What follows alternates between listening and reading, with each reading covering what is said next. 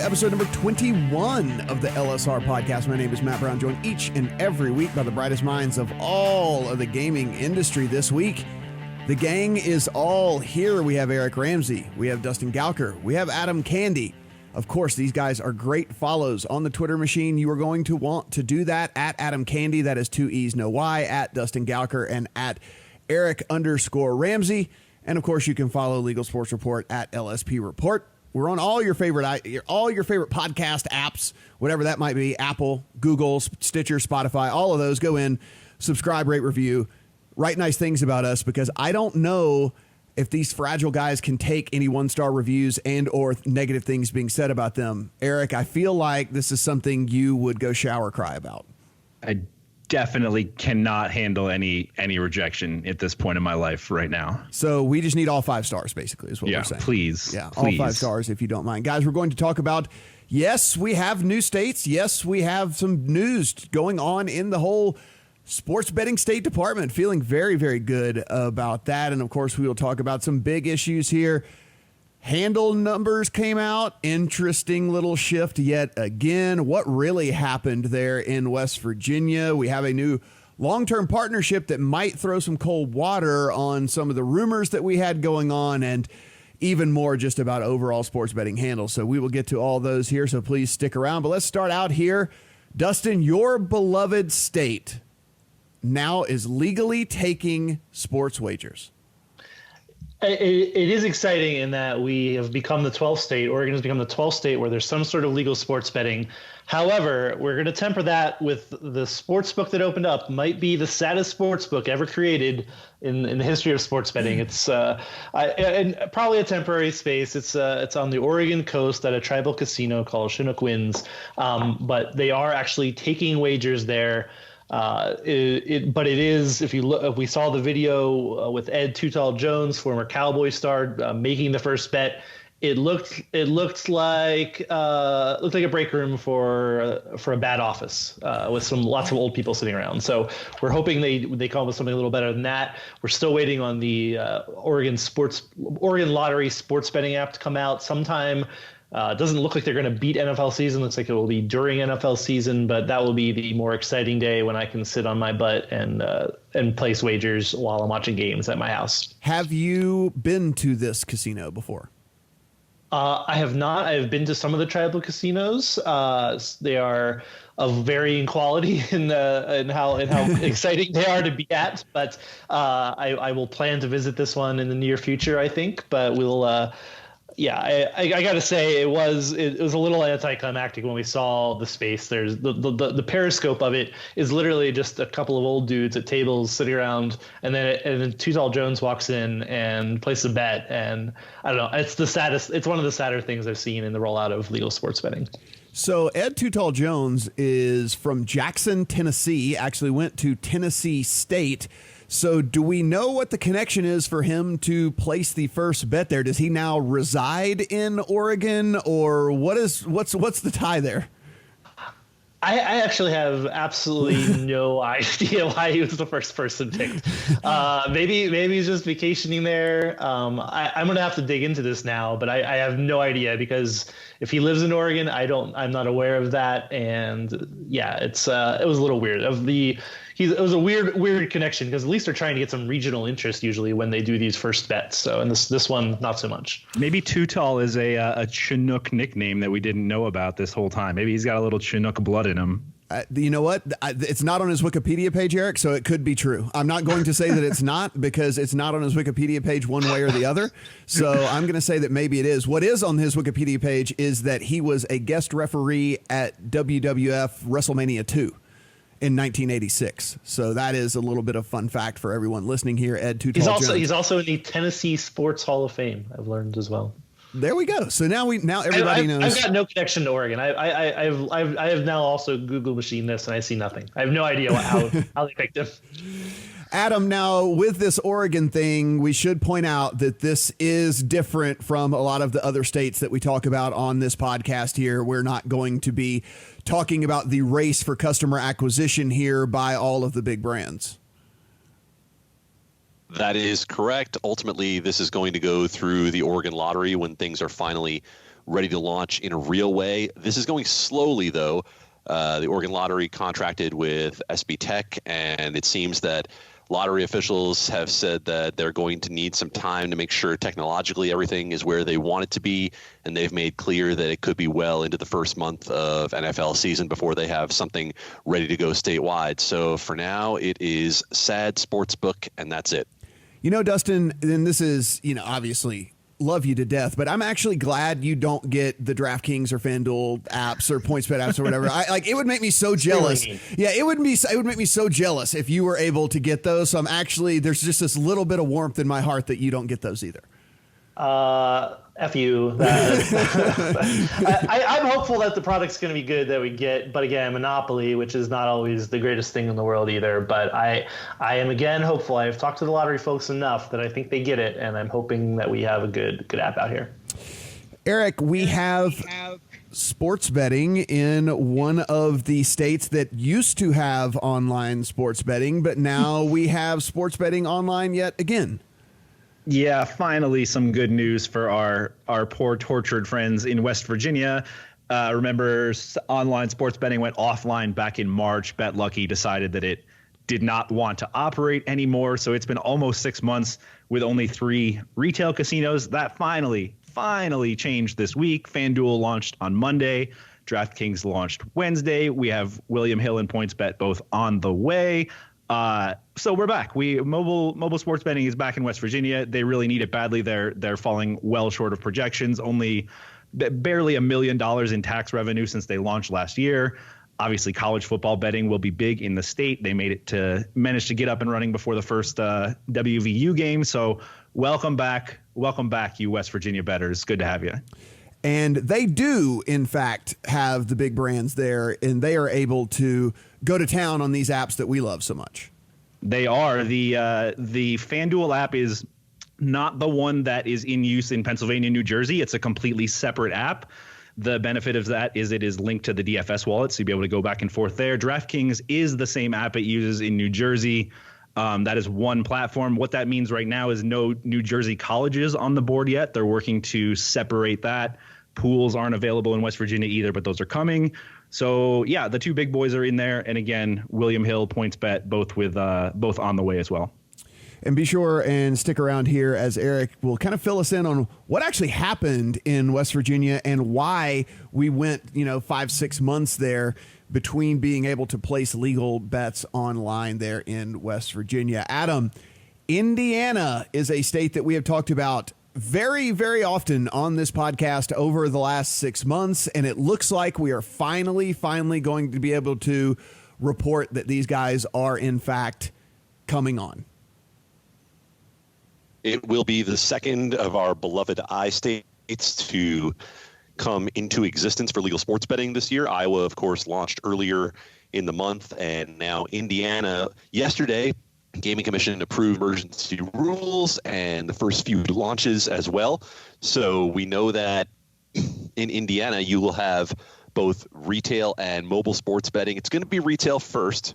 Mobile, it take a minute or two, we'll say, before it gets going. But we could be looking at a half dozen launches within the first couple of weeks as everyone here sprints to the start line with NFL and college football getting going. So Indiana will be a very interesting state. We have proximity in northern Indiana to the Chicago market, and a lot of the Indiana casinos in that area are promoting themselves as, quote, Chicago area. And we know Illinois is not going to have any sports betting option in 2019. So this will be interesting to see how Indiana is able to pull a little bit of market share from Chicago.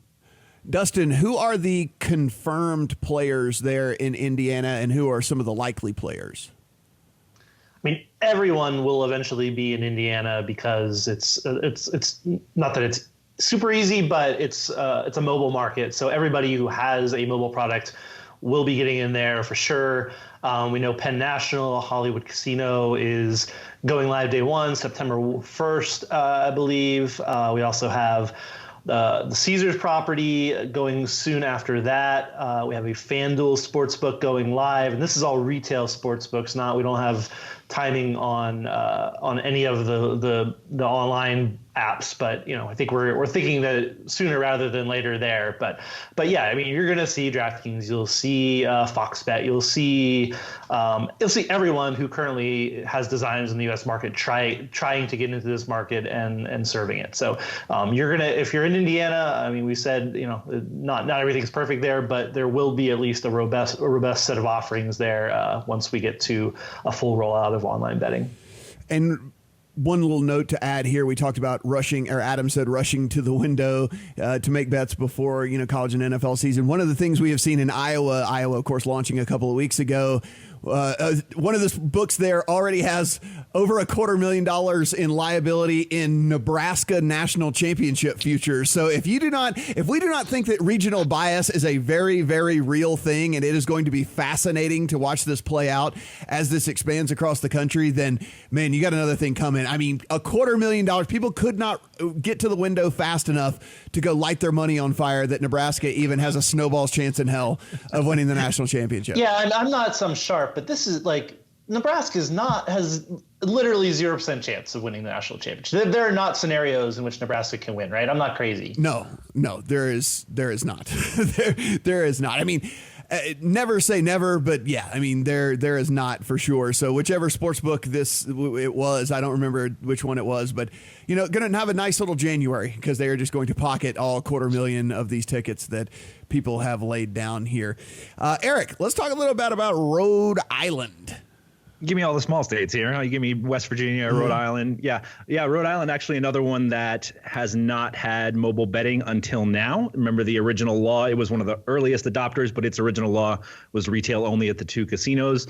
Lawmakers went back and fixed that this year, approved online betting, and we expect that imminently, maybe as early as Thursday or Friday of this week. If not, then it should be happening next week. This will be an IGT in William Hill. You will have to visit the 2 casinos to register your account first. But, for what it's worth, they're relatively accessible to Boston and to the west, to New Hampshire or to Connecticut and New York. So you can get there if you really want to get your money down, and you'll be able to do it anywhere in the borders within the next few days here. Before we get to the big topic issues here that we're going to talk about, I want to have a quick little roundtable. This was something that started on Twitter this week and went over into the Slack for just a second. We decided, no, let's hold off and let's all talk about this on the podcast. And one of the things we saw here, of course, Pennsylvania market, relatively new. One of the big players there is Parx Casino, one of the big fancy casinos there in Pennsylvania. And someone came on Twitter and pointed out that every one of the college football lines was priced at minus 114. Of course, the standard is minus 110 across the board. So you're paying $114 to win 100 as opposed to $110 to win 100. If you're unfamiliar with what that means, that's what minus 114, minus 110. That's what those mean. I was of the opinion that I don't think many people will care. Mr. Candy is of the opinion that people will care. And so I would like to have a little bit of a roundtable discussion. I'm not going to call it a debate because none of us are right or wrong at this juncture because we don't know. We will see how it all plays out. But Adam, let's go into your kind of stance here on this, where you think that this is actually a bigger deal than I do. Yeah, and I would say you're misrepresenting a little bit there to say that I do think people will care. I think you and I agree on the fact that on the surface, people won't care. Here's my issue with it.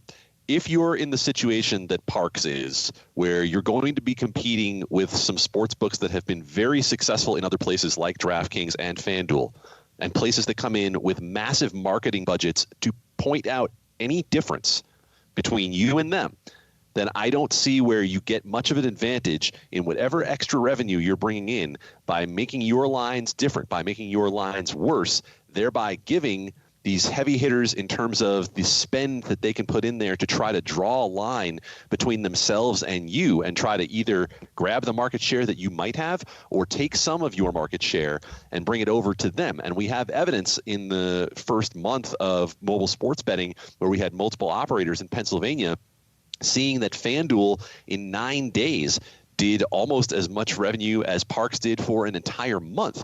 So I think that's really what we have to look into here is why would you, if you are trying to compete in a new market that is going to be highly competitive, offer something so simple of a disadvantage to someone that you could have others point out and say, hey, why would you play over here when you could play over here? And even if they don't understand what the difference in 4 pennies is, they're going to understand the difference in one place is giving me a better shot than another. Dustin, I'm curious your thoughts on this because, I mean, I guess we really only have kind of New Jersey where we have any sort of sample size whatsoever to look at this. But I mean, there would be people who would argue that, PointsBet has much better offers than DraftKings and FanDuel, that DraftKings app is much better than FanDuel's app. Yet we see FanDuel has come from behind there and then now just really stretched their lead out as far as things over in New Jersey. I mean, I guess my thing is people are just going to go with what they like, and it doesn't really matter at the end of the day what the price is. If they like your app better or your brand better or your promotions better, they're probably just going to go that way. And I'm talking, 95%. There's going to be the 5% that are super sharp and certainly going after the best lines. But I guess I'm just of the opinion that if you're priced at 114 or 110, I don't think it really matters as long as someone's for the average consumer. Yeah, I think right now, as people are getting into sports betting, it doesn't matter. People look at it and don't even know what they're looking at. It's like, I want to put bets down. This is great. So yeah, but I am with Adam in that, if there's a differentiator or if there's, something, sports bettors aren't going to be dumb forever. They're, in Nevada, if you're not a tourist, you've gotten pretty good at this. And you know what you're looking at. You eventually you will see these lines, or you'll have had a bad experience and know that parks. Like, okay, I've started to learn sports betting. I know what these lines mean. I know I'm not getting as good of a value over here at Parks. So why would I continue betting at Parks? I agree with you. Average bettor right now doesn't care, but that market's going to become more sophisticated. And Parks right now they've got real, they are basically working on the idea that they have this great regional brand recognition, and that's not enough for me. The product is you look at it, not that exciting. If you have brand loyalty to Parks, great. But if you want to grow your product, I agree. You should be at least competitive with everybody else when moving forward. If they were crushing everybody else, I'd say, whatever. But if a sharp bettor, somebody who's already been betting on, not even a sharp bettor, somebody who's been betting on sports any amount of time at offshore will look at those lines. I have a tweet about it from just rando guy saying, as a PA bettor, why would I place a bet at Parks? It appears all their lines are minus 114 when the competition offers minus 110. There's some amount of people who just will log in, look at it and say, F that, why am I betting here? So I think it's a non-zero amount of worry for it, but I'm also not saying it's the end of the world, because I do agree that there's people just average bettor right now at the beginning of the market who doesn't have all experience really doesn't care probably either. Eric, I think the one thing you and I were talking about whenever we were kind of looking at this is less that the lines are minus 114 and more the fact that the app looks like Fisher Price My First App or something like that. I mean, it's like the graphics look like they're from, the late 90s, early 2000s or something. And just the kind of the look and feel, it almost feels like that's the real issue here as opposed to the 114 lines. Yeah, I agree with that. I'm trying to figure out sort of who they're going to appeal to with this, because like you guys are talking about, if you want to get the new bettors, you're going to have an exceptional product that catches their eyes, that is fun to use. If you want to get the sharps, you can't be posting 114 on both sides. So I'm not really sure what educated bettor, either casual or professional, will use this app. And it might be the case that we may end up seeing 115 over time. It might be possible that 110 is just not sustainable for these books at 36% taxes. But in the short term, that FanDuel and DraftKings are going to take advantage of that and really press the edge they already have. So it seems like a misstep for Parks to do this so early in the game, especially. Yeah, I mean, it's again, I knew of Parks Casino. I live, I've never lived anywhere close to over there. I've been out in Vegas now for over a decade. I know of Parks Casino. I know the brand name. I know that it's a very nice casino. I know that it's super popular amongst the locals and whatnot. So it was a little interesting to see how this is all going to play out. And again, we don't have anything to really compare this to, and we will certainly see how this all plays out with that. But it was an interesting little debate, and certainly wanted to have a roundtable discussion about that before we head into just the overall news, kind of the big news that's out there, one of which is a big offshore book. And, we'll say Bet Online. It's certainly a book of of note if you've been betting over the last 20 years or something like that. I mean, certainly a book that everyone is familiar with. A lot of search traffic for the book as well. Dustin, they pulled out of New Jersey, and there was a lot of speculation as to why they might have done that. I think some maybe a little off base. I think some, whatever. But it was interesting at least at the end of the day that BetOnline has chosen to pull out of a market in the United States. Yeah, that's interesting. Their list of places they do not serve is incredibly small. I don't remember them all, but I looked up their terms and conditions. It's like 12 jurisdictions. It's the only U.S. state. It's a bunch of it's like North Korea and a few other and some other countries. They serve lots of countries and every state where it's clearly not legal for them to be offering it. They're not regulated. They don't pay any taxes or licensing in the jurisdiction. So yes, they pulled out of New Jersey. The timing is super weird. I saw something saying they were citing a change in the law. Well, nothing's really changed in New Jersey other than they have a sports betting law now where you go get regulated. It was clearly illegal for BetOnline to be operating there before. Now, does this mean the most likely thing is somehow the New Jersey Division of Gaming Enforcement put some kind of pressure on them, and they said, well, this is not worth the hassle to be in New Jersey. Let's get out of here. That's a calculation. The part that's weird to me is that at least a few people suggested to me, oh, BetOnline's hoping to get into the U.S. market legally in the coming years. And I'm like, what the F are you talking about? That's the second time I've fake sworn, but it's what are you talking about? There's so much space between BetOnline as we sit here today, what they do and how they serve the U.S. market, and becoming a regulated U.S. sportsbook operator. Somebody pointed out the connection, like PokerStars did it. PokerStars, well, number one, did not do it on purpose. They had their domain seized and had a clean break of serving the United States. There's never been any gray about whether sports betting is legal to operate in the United States. Poker, you can at least argue there was a gray area for a long time about what was going on in the U.S. and other jurisdictions, but there's no gray. It was illegal. There was a federal ban on it that states couldn't even offer it. So I'm obviously a little impassioned about this, but there is the path to becoming PokerStars is extremely difficult to get to. A great read over on Online Poker Report by one of our writers about why this idea that an offshore sportsbook operator could become a regulated one in the United States. I highly suggest reading that. And not to mention what is their impetus to do this? They're not paying taxes. They're not going through any kind of real regulation unless you count what's going on in Antigua and Costa Rica as regulation. But there's a whole lot of reasons that they're not going to serve the U.S. as a regulated operator, and a whole lot of reasons they're going to continue to do what they do. Adam, you and Eric obviously plugged in, and Dustin is plugged in as anyone in this entire industry. What is your speculation here? I mean, it seems kind of what Dustin said to me makes the most sense, that New Jersey kind of went to them and said, hey, look, I mean, if you want us to seize your domain, we will, or you can just kind of quietly exit. We know that the New Jersey DGE has not been shy in how it's talked about illegal operators in the new legal market. And I don't see this as anything that's going to become a broad sweeping, everyone's going to get taken off the illegal market. I also don't think it's anything where it's going to lead to the ability to get licensed down the line. It feels like an isolated situation, but is it a positive sign in terms of sending a message to what DGE is willing to do? Yeah, it certainly is.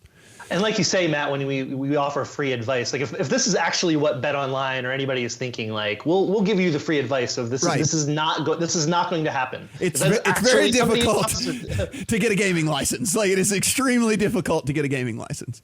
Yeah, you need to quit all 50 states yesterday. If you do that, maybe you have a chance in the near future. But just pulling out of New Jersey in a vacuum is who cares? That's nothing. Eric, let's talk a little bit about numbers here. We have New Jersey and Nevada. They, of course, this is something we talked about 2 months ago on the podcast, where New Jersey had eclipsed the sports betting behemoth here in Nevada. And here we are in July, and it has happened again. Yeah, there's no question here. DGE actually pushed back a little bit in May, talking about how you can't really compare apples to apples with the way they account from month to month. There's no doubt in July that New Jersey did more sports betting than Nevada did. About $250 million in handle for New Jersey, $235 million for Nevada. Revenue about almost $18 million for New Jersey, almost 11 for Nevada.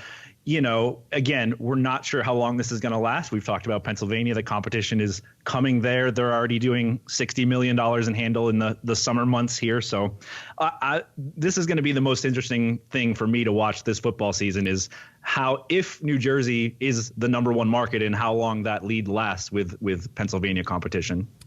Adam, look into your crystal ball here, and do we see New Jersey kind of make the permanent overtake here, at least in the spiked months? I imagine in December, when there's all the bowl games that are going on and the college football playoff, I imagine Nevada, of course, we talked about the big events around Nevada, Super Bowl weekend, March Madness, stuff like that. But let's just talk about the off kind of spike months. Do you think this is where New Jersey, the tipping point is? No, I don't. I think you see something with baseball in particular with the East Coast, where you have a concentration of baseball teams in the area and a lot of action that is going to take place there. So when you look at a slow summer month like we just saw, you see the opportunity for New Jersey to step forward in a month like that. I think as we get deeper into football season, that Nevada will pop forward again. I do think, like we said, that event months are going to be huge for Nevada. I think it's going to blow New Jersey out of the water in most of those. But I think the most important thing to remember is, we talk about this as some sort of jockeying situation. The most important thing is that Nevada is still competitive. Like we thought about this for a while as, is Nevada going to be cannibalized by New Jersey, Pennsylvania, New York, all of these new markets that have the potential to use large population bases to run Nevada, air quotes, out of business? No, it's not going to happen. You are looking at an expanded market. You are looking at a wider pool of bettors. And I think the fact that it hasn't negatively affected Nevada is really the real story in the end. Yeah, and I think it's something we should definitely point out here, that even if for whatever reason New Jersey and Nevada kind of toggle back and forth here as far as the numbers go, it would definitely be a temporary thing, because as soon as New York introduces mobile and gets mobile, they're going to not only take away the reins from New Jersey, because a lot of those people who keep crossing the border and making bets or whatever, but they're just going to instantly become the king. I mean, New York is going to instantly jump on top here. So it doesn't really, it's kind of a twofold thing, that they would take the reins away from New Jersey and they would also jump on top as well. There's also a lot of variables going on all at the same time. Like we have Pennsylvania going online too. So we can't like if New Jersey suddenly doesn't catch Nevada, it's not because New Jersey is not doing well. It's right. There's a lot. It's not just one thing going on at a time. But my personal opinion is I don't like, just because of how much, we haven't even seen close to $500 million in bets. And even though we're coming up on football season, Nevada in these months is always past $500 million. I want to see New Jersey establish that floor and say, okay, here's what our new normal looks like. And we don't know what that normal looks like because of a lot of things. One, because we haven't been through a full year of lots of apps being live. And we haven't had the competition in Pennsylvania either. So there's a lot to figure in when we try to handicap what's going on, how important it is, and whether, one state or another is a success or a failure. So we talked on this podcast about what we had thought might be occurring, DraftKings looking to maybe go and acquire their own technology that would keep them from having to slice a little piece of the pie off to Kambi. And then out of nowhere, I assume out of nowhere to me anyway, you guys might have heard it a little bit before, but there was a long-term partnership agreement announced between Kambi and DraftKings. So want to get y'all's thoughts on this as to whether we think that this is pretty much puts the end to the rumors, and or maybe even a little bit of nugget that you might have gotten that this was actually more than a rumor, that there was actually some serious stuff going on to them actually acquiring SB Tech. I think, let me make sure I'm not wrong here, and Adam can chime in. I don't think it was reported as a long-term deal. It was reported as a deal that's going on. It's not.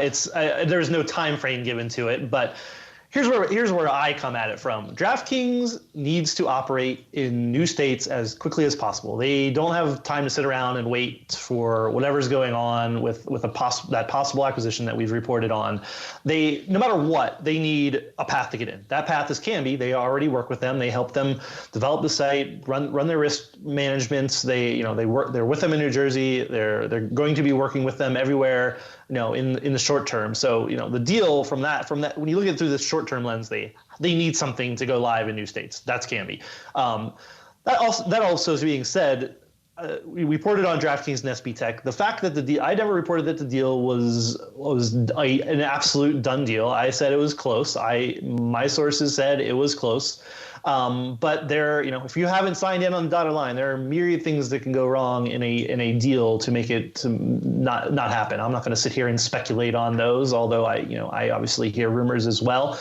But the fact that this deal with Kambi happened does not mean that those talks with SB Tech were not going on and that it was not close. There's a lot going on here in the background, I think, and it also doesn't mean that the deal is dead either. I don't read the Kambi deal as saying, there's nothing that DraftKings couldn't get out of it. I listened to the Q2 earnings call for Kambi, and they were not pushing back on the idea that they might be losing DraftKings as a client, and then a few weeks later, this deal comes out. So it's all interesting, but the baseline of it is DraftKings needs a way to operate sports betting quickly, and that partners can be in the short term. Yeah, Adam, I think you would probably kind of echo those sentiments. I'm looking at your article here on Legal Sports Report right now. When you look at this list of states here, it seems as if it was more of necessity. I mean, we just talked about Iowa just went live. They expect to be in Iowa. Indiana, we just mentioned anytime now. They want to be in Indiana and, of course, Pennsylvania as well. So it seems as if this deal and this extension for however long it might be was more out of necessity than anything else. I think there are two important pieces to look at here. One of them is what Dustin said at the end. This does not mean that the SB Tech deal is done. I talked to a couple of smart people about this, and I proposed the theory to say, why would DraftKings still go through with the purchase? And, heard that there could be reasons to get parts of the technology that Kambi might not be able to offer, like you said, to be able to go faster in other states. There are plenty of reasons that this still could happen. The second piece is to look at why, right? Because Kambi's stock price tanked when this story came out, when Dustin broke it on Legal Sports Report. Negotiations go on all the time. Could we be in a situation where, it looks like Kambi is not giving the deal that DraftKings wants, and DraftKings pushes closer to something with SB Tech, and someone in there makes it known to try to put some pressure on Kambi, not to tank the stock price certainly, but to say, we'd be willing to move on. That is complete and total speculation on my end. No one has said anything to me to that end. I'm just saying that when we start talking about theories as to what could have happened, there are a million things that could have happened along the way here for one deal to happen, one deal not to happen, or both deals to ultimately still happen.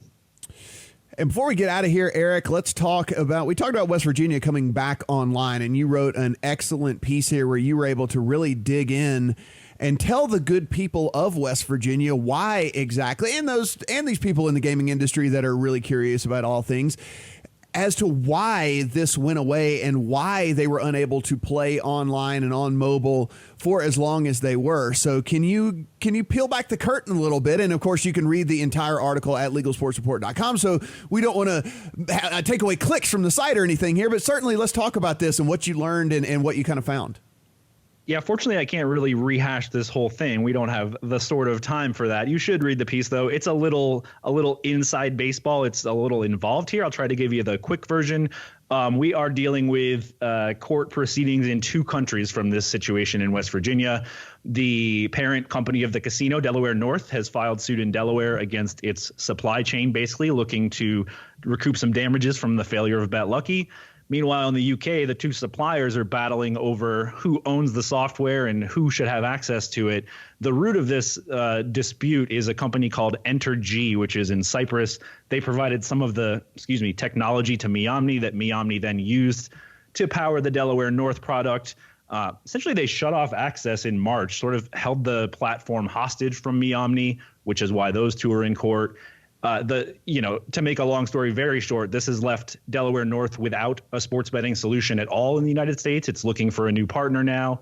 And there's also some questions about the suitability of both Delaware North and MeOmni from this, particularly if the latter sort of misrepresented its supply chain. Both of these companies could have a little bit of trouble both operating and getting licensed for sports betting in the future. So of the things we've followed in sports betting over the past year or so, this has been one of the more interesting things to follow for me. So not to fast forward too much here, because I think there might be some people who are listening to this who weren't listening to us a year ago. Can you just give a little bit of the backstory? Because someone's going to be listening to this and say, well, what the hell is Bet Lucky? I've never even heard of Bet Lucky. Yeah, West Virginia actually has a really good sports betting law in place. They passed mobile sports betting very early and were one of the first to roll out sports betting last fall. There was only one mobile app in the market, though, and it failed in March. It just completely over a course of 3 times in that day, it just completely went offline and has not since returned. So in the meantime, we also had the Wire Act litigation in New Hampshire that sort of threw a scare into regulators apparently and set the timeline back further. There just hasn't been an urgency to get this back up and running until now. We talked about earlier, FanDuel and DraftKings both have reopened to this market, but boy, it was a long 5 months of inactivity with not a whole lot of answers there. And the people that were betting and had money on Bet Lucky and that were actually able to bet on a mobile device before this went down, how did that all play out? Yeah, it's funny. We can actually see this happening from the financial reports. All the accounts are being paid out or have been paid out. If you have money on that app or in your account, they will honor that. I think it's MeOmni doing the payouts, but we can see the revenue. These two casinos every month, it's negative $4,000, negative $250, negative $6,000. They're paying out all these tickets and still no revenue coming in for them. So kind of amusing just to look at the numbers alone from this. And just like Eric cries if you don't give him 1-star ratings, he'll cry if you don't go read a story. So yeah, correct. Yes, head over there. I will actually, when this podcast goes live, I will actually link to the story whenever we retweet the podcast as well. So be sure, if you found this off the Twitter machine, to click the link as well and read that article. Tons of work went into it, and it was a very, very good piece by Eric. Guys, we really appreciate your time this week. This is kind of our sweet spot for what we're looking for as far as length. Want to be in that 35, 45 minute-ish range. Don't want to take up too much of your time each and every week, but we do want to make sure that you leave informed and have things to talk about at the water cooler with your people who are also interested in all of these things. Adam, Eric, and Dustin put in countless hours and a ridiculous amount of lacking in all things other in life to bring this stuff to you. So please go read the stuff over at LSR, LegalSportsReport.com. It is very, very great stuff. Please subscribe, rate, and review. We are on Google, Apple. We are on Stitcher. We're on Spotify. And, of course, you can follow Adam at Adam Candy. That is 2 E's, no Y, at Dustin Gowker, and at Eric_Ramsey. For Adam, for Dustin, for Eric, I'm Matt. We'll talk to you guys next week.